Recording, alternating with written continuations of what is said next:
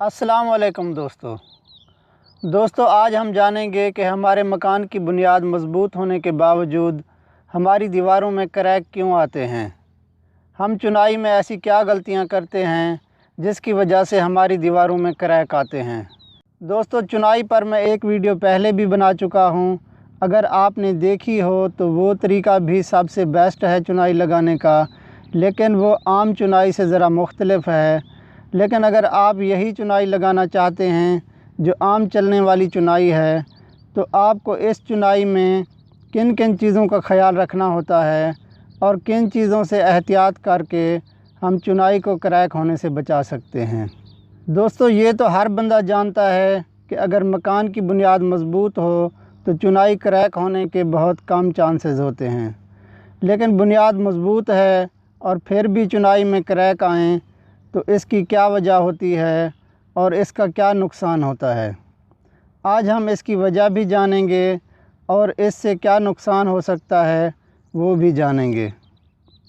पहले हम क्रैक होने की वजह जान लेते हैं, बाद में हम ये जानेंगे कि इससे क्या नुकसान हो सकता है। दोस्तों बुनियाद तो हमने मज़बूत बना ली, अब हमारी चुनाई भी मुकम्मल हो गई। इस पर जब हम छत डालते हैं तो छत का काफ़ी टन वज़न होता है जो हमारी दीवारों पर आता है। फिर हम ऊपर एक और मकान बना लेते हैं, इससे हमारी दीवारों का लोड और भी बढ़ जाता है। अब दीवारों पर इतना लोड जो है, बुनियाद तो मज़बूत है लेकिन हमारी चुनाई कमज़ोर है। चुनाई में हमने छोटी छोटी सी गलतियां की हुई हैं और इस पर लोड आने की वजह से हमारी दीवारें या कोई एक दीवार कहीं पर क्रैक हो जाती है। हालांकि बुनियाद को कुछ भी नहीं हुआ, सिर्फ दीवार में क्रैक आया है।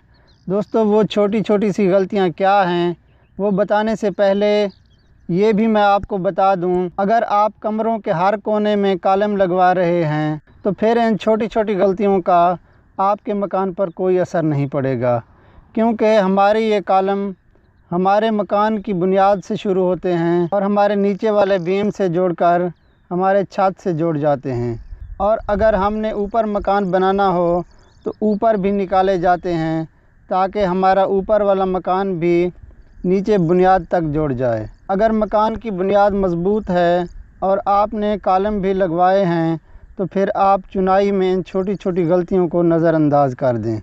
लेकिन अगर आपके पास इतना ज़्यादा बजट नहीं है और आप कॉलम नहीं लगवा रहे तो फिर आपने इन गलतियों को बिल्कुल नज़रअंदाज नहीं करना। दोस्तों वो गलतियां ये हैं, अगर आपने ईंटों को फुल तार करके नहीं लगाया तो खुश्क ईंट लगाने से भी चुनाई कमज़ोर हो जाती है, क्योंकि अगर हम खुश्क ईंट लगाएं तो ईंट फ़ौरन मसाले का पानी अपने अंदर जज़्ब कर लेती है और मसाले की ताकत ख़त्म हो जाती है। और दूसरा, अगर हो सके तो ईंट को उल्टा लगाएं।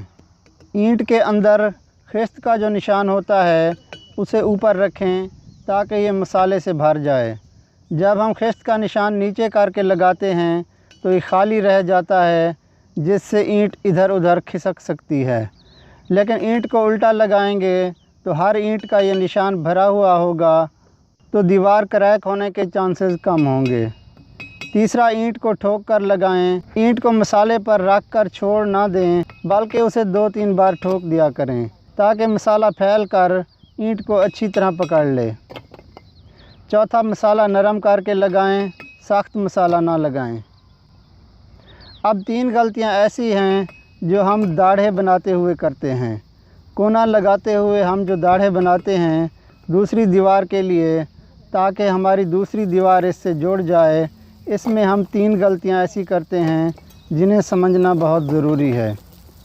पहली गलती तो हम ये करते हैं कि हमारे दाढ़े की जो ईंटें बाहर निकली हुई हैं, इनके नीचे जो ईंट हम लगाते हैं, इस ईंट के नीचे तो मसाला लग जाता है पर ऊपर की तरफ मसाला नहीं लगता और ये जगह कमज़ोर हो जाती है।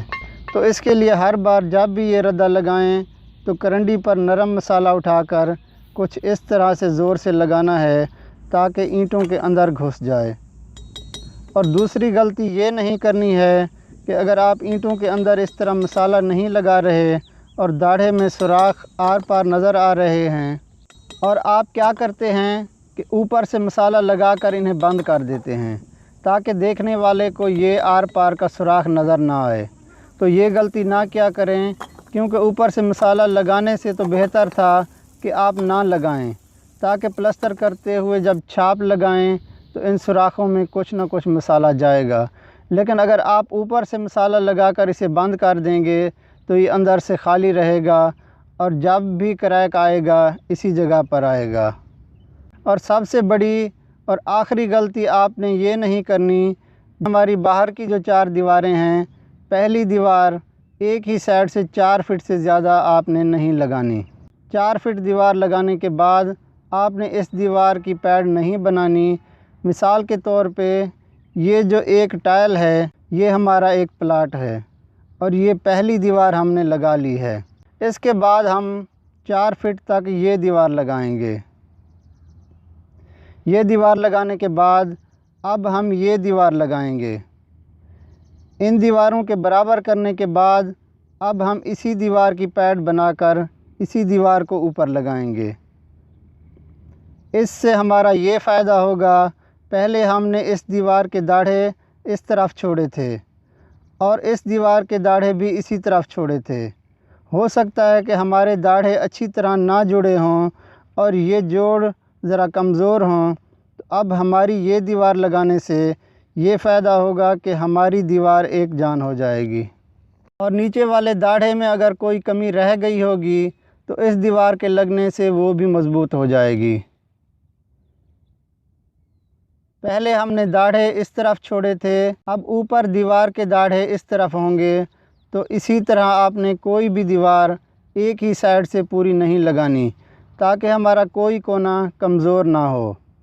تو جن دوستوں کو سمجھ آ گئی ہو تو وہ ویڈیو کو لائک کر لیں، اور جنہیں سمجھ نہیں آئی وہ کمنٹ کر کے پوچھ سکتے ہیں۔ اب دوستو ہم یہ جان لیتے ہیں کہ اگر ہمارے مکان کی بنیاد مضبوط تھی اور پھر بھی کسی دیوار میں کریک آیا تو اس سے کیا نقصان ہو سکتا ہے۔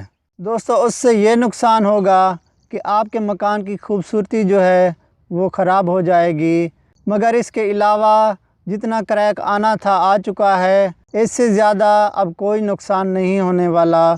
اگر کسی دیوار میں کریک آ جائے تو اسے پرماننٹ کیسے ٹھیک کیا جاتا ہے اس پر بھی میں ایک ویڈیو بناؤں گا۔